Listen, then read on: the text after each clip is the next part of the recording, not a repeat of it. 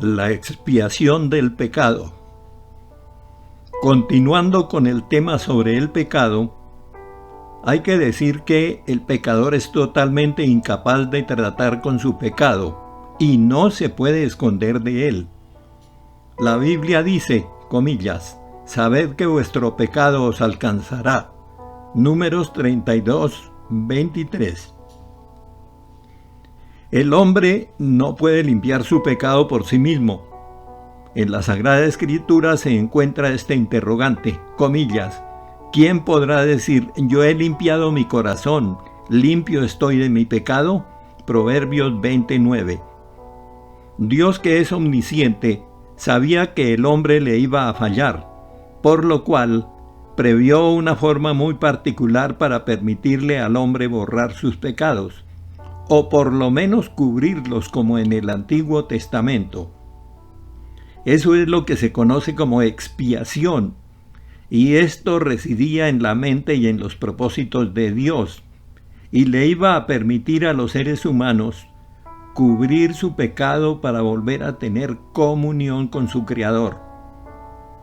La palabra expiación viene del hebreo kiper, que significa borrar o cubrir. Es aquello que cubre, que tapa, es también aquella forma de satisfacción por la culpa del pecado en la que el culpable queda absuelto de cargar con su pena. En el idioma español se entiende la expiación como purificación y limpieza, borrar las culpas, purificarse de ellas por medio de un sacrificio, y también cómo pagar la pena impuesta por una culpa o delito. De acuerdo con la Sagrada Escritura, la expiación consiste en padecer el castigo por los pecados, con lo cual se eliminan los efectos del pecado y el pecador arrepentido puede reconciliarse con Dios. Jesucristo fue la única persona capaz de llevar a cabo la expiación por los pecados de toda la humanidad. Veamos la expiación en el Antiguo Testamento. Dios instituyó el ritual del sacrificio en el huerto o jardín del Edén, Génesis 3:21. Después de que Adán y Eva pecaron y quedaron desnudos, el Señor mató un animal y los vistió con su piel. Este acto significa tanto cobertura como sustitución. El Señor cubrió sus cuerpos ocultando su desnudez y vulnerabilidad y sustituyó sus vidas con las del animal, pues quienes pecaron y por consiguiente debían haber muerto eran Adán y Eva.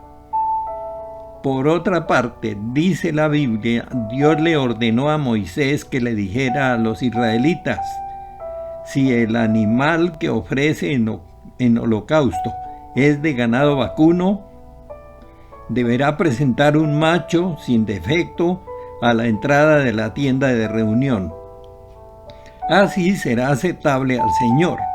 Pondrá su mano sobre la cabeza de la víctima, el animal, la cual le será aceptada en su lugar y le servirá de propiciación o acción agradable a Dios con que se le mueve a piedad y misericordia.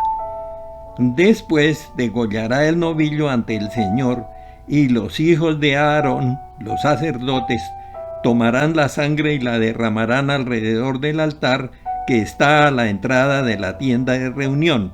Levítico 1, versículos 3 a 5.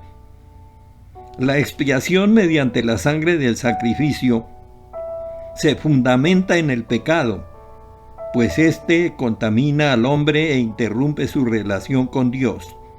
Es el mismo Dios el que brinda el medio para restablecer la relación rota por el pecado. Esto demuestra la justicia de Dios. Él demanda un castigo por el pecado, pero también demuestra su amor porque provee un sustituto para el pecador.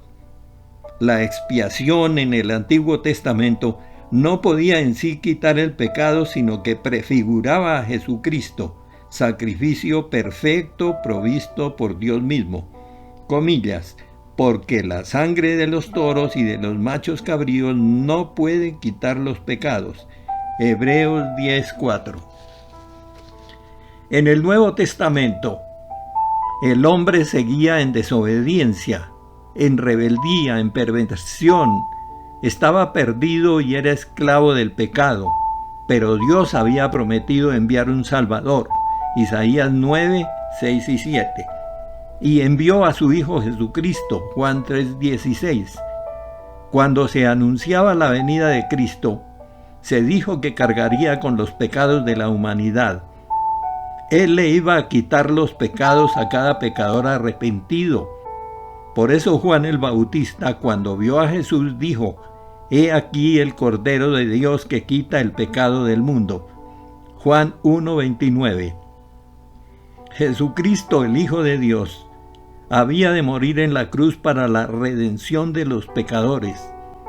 Antes el pecado era expiado, escondido, cubierto. Ahora era quitado definitivamente por el poder de la sangre redentora de Cristo. Hebreos 9:12.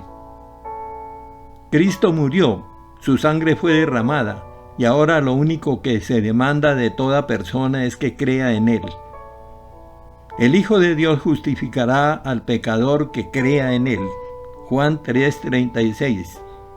El derramamiento de la sangre de Jesús sobre la cruz es lo que hace posible que cada uno reciba el perdón de sus pecados.